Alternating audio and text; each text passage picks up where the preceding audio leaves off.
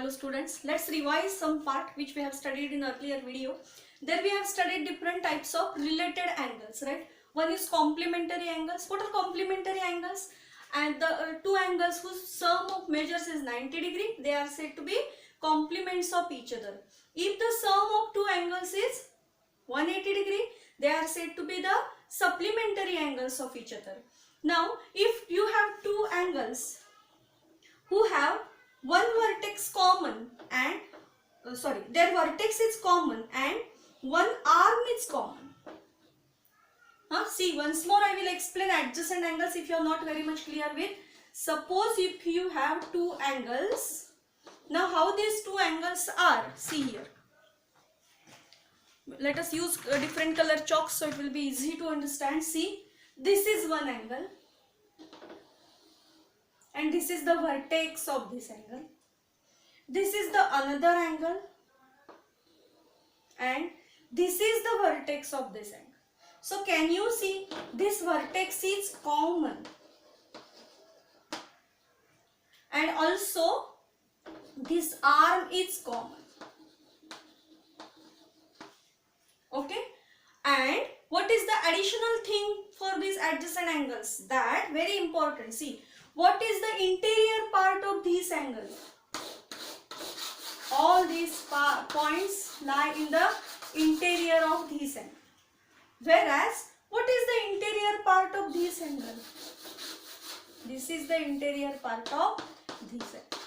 They should be totally different than each other, disjoint to each other. They should not have anything common in them. In that case, we say that here you can say angle ABC and angle DBC are adjacent angles. Are you getting the concept clearly? Vertex should be common and one arm should be common and totally their interior should be totally disjoint. They shouldn't have anything common in them. Then only we say that these are the adjacent angles. These are the examples of adjacent angles that I have given you. Now let us see one non-example of adjacent angles so the fact will be very much clear to you. See here, if now I say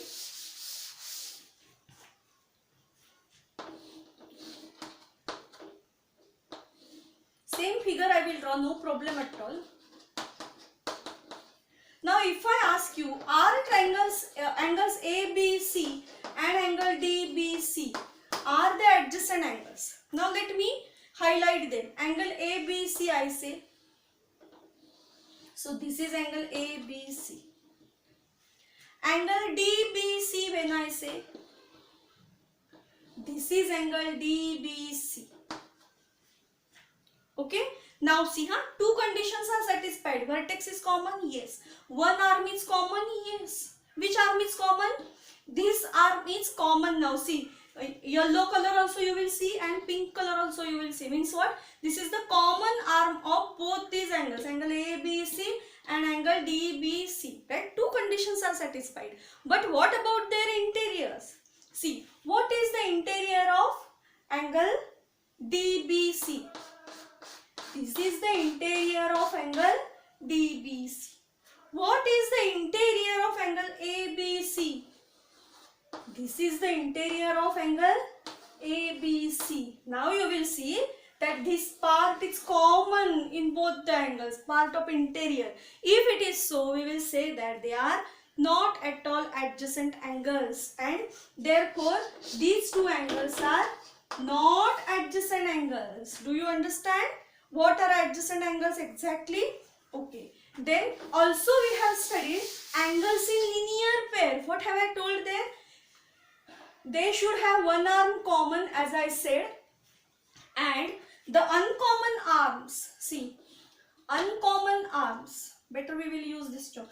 This is one angle, pink one which I have drawn and this is another angle, yellow color which I have drawn.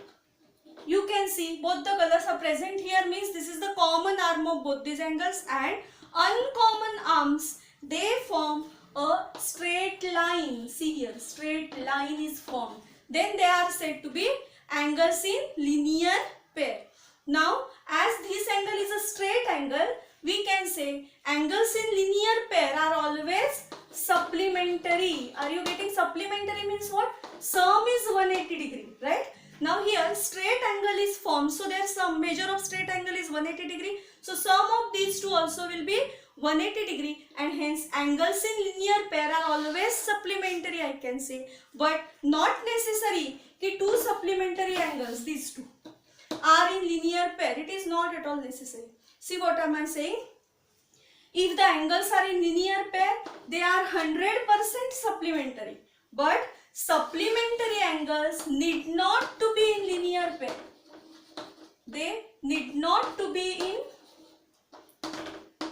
linear pair. They may be or they may not be. But here surely they are going to be supplementary. Try to understand this concept. Okay. Now we will see some other type of angles, pair of angles that are vertically opposite angles.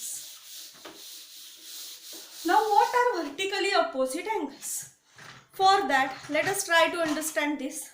If I have these two lines, when they intersect each other, here some angles are formed.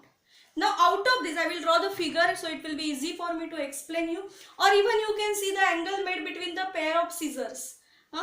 Then see here, if these are the two lines intersecting each other, then here total 4 angles are formed, right? 1, 2, 3, 4. Out of that, angle 1 and 3 is one pair of vertically opposite angles, whereas angle 2 and 4 is another pair of vertically opposite angles.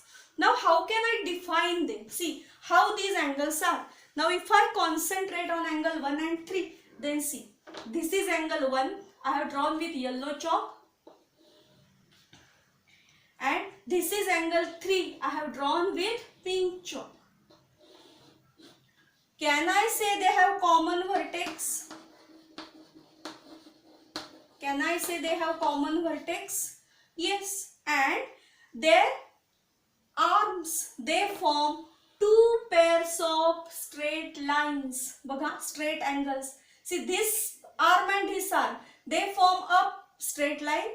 Again this arm and this arm, they form a straight line if it is so, and obviously their interiors are totally disjoint. Interior of this is here, interior of this is here.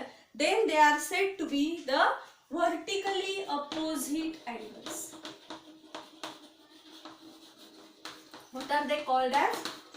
Vertically opposite angles. Is that clear? And you can verify one thing. See,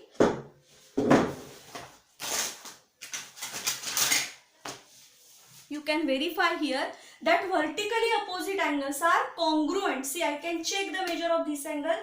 See, the measure of this angle is 45 degree, and I will check the measure of this angle also. I will find that surely that is also, that also will be surely 45 degree. You can see here. And so vertically opposite angles are congruent. That's what we can easily understand. Okay, let us see something more.